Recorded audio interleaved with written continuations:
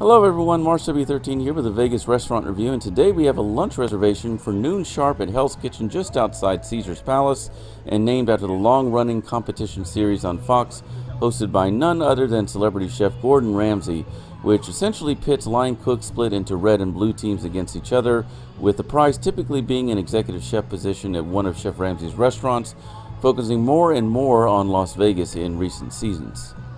And we're here at the only one of Gordon Ramsay's many restaurants around the world that pays homage to his popular show Hell's Kitchen, so let's head inside. Now, when you first walk into Hell's Kitchen Las Vegas, you enter a hallway that contains a sort of hall of fame of prior Hell's Kitchen season winners, as well as a gift shop peddling Hell's Kitchen themed and assorted Gordon Ramsay keepsakes, chef jackets, cookbooks, and other bric-a-brac. Previous Hell's Kitchen winners comprise some amazing chefs, including Michelle Tribble, whose prize was an executive chef position at this very restaurant. There's also Christina Wilson, who oversaw Chef Ramsay's entire Las Vegas restaurant empire. The main dining room is a fairly open concept, much like the show. The kitchen, of course, is split into red and blue teams. I happen to snag some fairly desirable real estate this time, right near the kitchen. The Hell's Kitchen menu covers many of the greatest hits from the show, including lobster risotto, scallops, and of course the show's signature main course, beef Wellington. And both the lunch and dinner menus feature a priest feast option that includes beef Wellington, served with an appetizer, and sticky toffee pudding for dessert.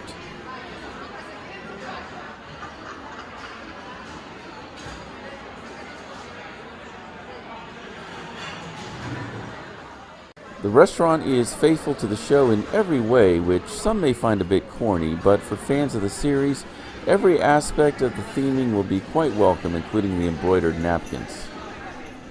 I kind of wish the red and blue team concept was more integrated into the dining experience, like maybe if your whole meal were served from one side or the other, which probably isn't feasible, or maybe if each dish were red or blue depending on which kitchen it came from.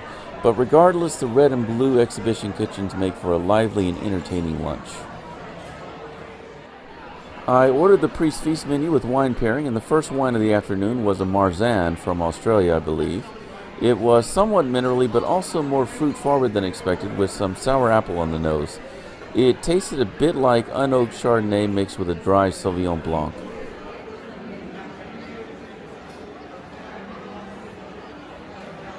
This was paired with seared scallops, one of the dishes that often vexes contestants on the show. I'm not the hugest fan of scallops in general, and many of these were cold. They weren't really seared very well, nor were they particularly well seasoned. In fact, I think Gordon would probably have thrown these at the line cook who made them, although some scallops were seared and seasoned more than others. And the best part of the dish was the lardon, which lent a hint of much-needed salty smokiness. But I don't really like the wine pairing, which left sort of a metallic, fishy impression on the palate. In the end, I'd say the wine was better as a standalone sipper. Now for the main event, the beef welly. It comes pre-sliced, so you know it's cooked to a beautiful medium rare. Definitely an Instagram-worthy dish, but the pastry exterior was just a bit soggy and sad. And despite the fleur de sel sprinkled on top, the dish was surprisingly under-seasoned, which I know is one of Chef Ramsay's pet peeves, but is rarely an issue for me, since I grew up in a low-sodium household and generally prefer less salty food. You get a hint of English mustard towards the middle, but it's definitely unevenly distributed. The potato puree is good, but honestly I wouldn't be extremely surprised if you told me it was powdered mash from a box. Thankfully, the wine was a very good pairing in contrast to the first dish, and I'd actually say that the somewhat underwhelming food grows on you as your blood alcohol level increases. But this red wine was a Jordan Cabernet Sauvignon, just beautifully leathery and vanilla focus on the nose. It tastes exactly as you'd expect, although slightly less fruit-forward than other Napa Cabs. I remember first tasting this wine at a first-class lounge at O'Hare Airport. It's just an iconic wine and would frankly go well with anything.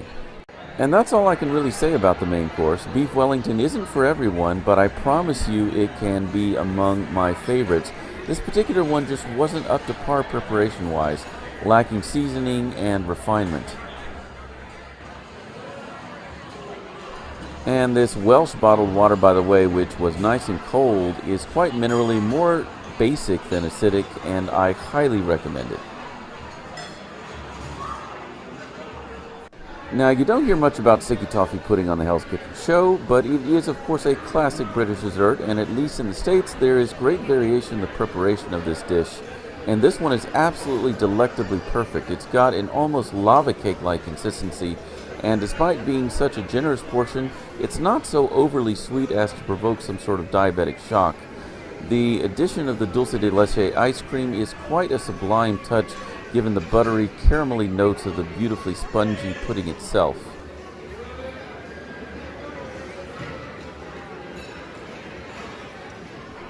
And the pairing, which was sort of a no-brainer and therefore the best of the afternoon, was a typical port, although lighter in color. It hit all the notes flavor-wise with a nutty, aged profile, but was perhaps a bit more watery than others. It really complements the saucy caramel goodness on the bottom of the plate.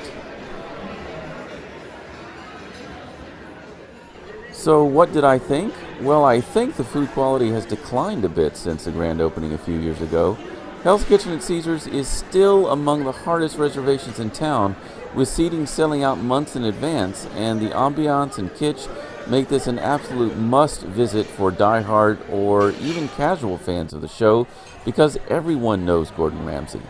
But the savory dishes just didn't hit the right notes for me, with both seasoning and textural issues. And don't expect Michelin-starred service either. The wine pairings often arrive after the dish and with no explanation as to the provenance or flavor profile of the wines. Don't get me wrong, the service was good and respectful, and I was never waiting long. My waiter certainly hustled, and every restaurant across the country is understaffed these days. Vegas is no different. But just be forewarned as you make a decision on booking at Hell's Kitchen, and let me know what you think about Hell's Kitchen Las Vegas. Until next time, good eats. March W13 out.